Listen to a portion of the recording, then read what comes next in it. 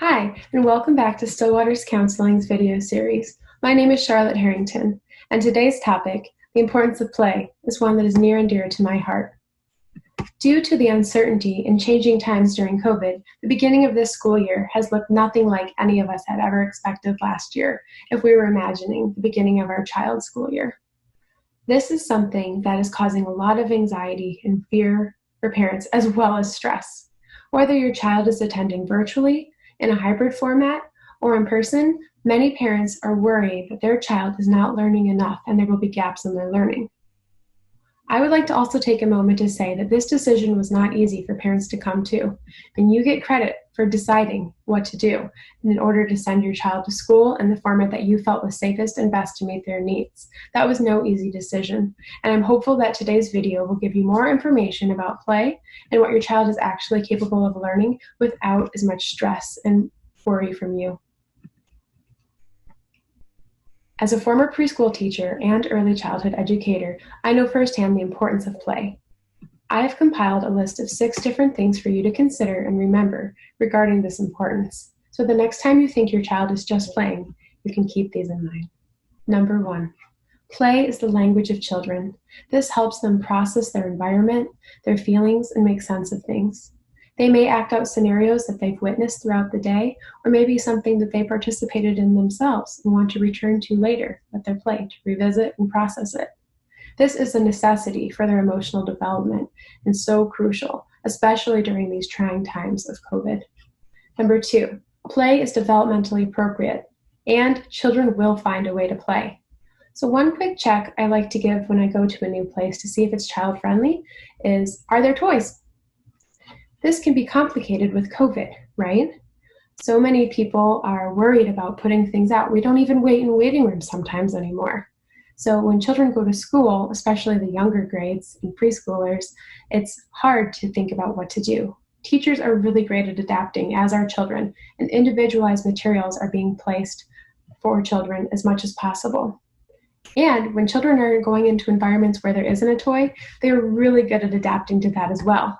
Have you ever watched a child waiting for something with nothing to entertain themselves? And before you know it, they found a stick and a rock, and the stick and rock are talking to each other or maybe fighting. That is a child's way of playing no matter what. They will find a way to find something to engage with in a playful way because that's how important it is to them.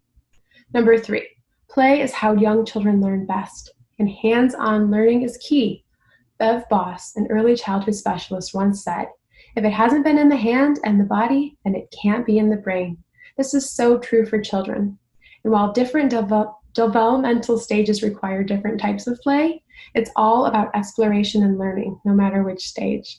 Unlike adults, children actually use up more energy trying to sit still in a chair, like I am during this video, than they would take if they were moving around the room and exploring their environment in a hands-on way.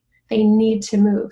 It actually costs them less energy. We as adults like to sit here and conserve our energy and focus. That's not something that they can do as easily. So it may make sense why it's so hard for your child to sit and engage virtually. Many teachers do know this, and they're trying to find hands-on ways of your child engaging with the content. But you can know that your child needs to move, and that is perfectly okay if they're not sitting still. In fact, they're learning better as they move. Number 4, risk-taking in play creates confidence to take risks in life. Please do not confuse risk-taking with danger. Simply the appearance of a risk is what is crucial. This presents the child the opportunity to match the risk or appearance of it to the amount of effort necessary to complete a task. So what do I mean by that? Let's think of an example of a young child climbing in a playground. They're climbing a play structure and they're trying to gauge how far they can safely jump. By taking a risk during their time to play, especially open-ended time like recess where it's not structured, they actually are learning, hey, I can jump that high. And this is actually going to teach them in the classroom, I can calculate risks and I can take them, especially if I'm learning to read and I have to read a new word out loud. Just like I was able to jump in the play structure, I can take a risk and read this new word in front of my classmates. They may not be thinking of this consciously, but it's happening in their brain, and there's science to prove that. Number 5, play reinforces learning and it sticks. The difference between a math worksheet and playing grocery store is simple. Most children would prefer to learn about math through hands-on learning and engaging in pretend play in the grocery store. This is something we did all the time in my classroom. So for example, you could learn addition by doing a worksheet, or a child could be the cashier, and you could have another child mark the prices of all the various items, and they tally them up. That is math in action, and it's much more enjoyable and meaningful than a simple worksheet for most children and the way in which they learn. They are learning through play much more and keeping it with them than they would if they were just learning about it on a sheet of paper.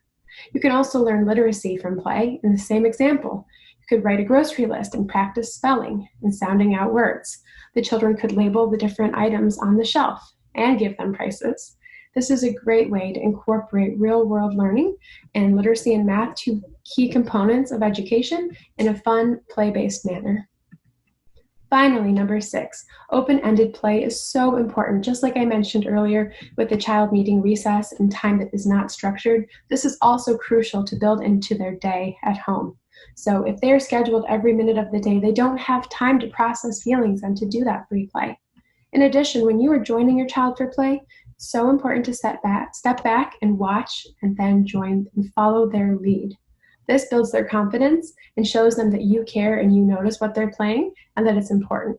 It's also a great way for them to learn and try new things and experiment with cause and effect, because they're deciding which direction the play should go.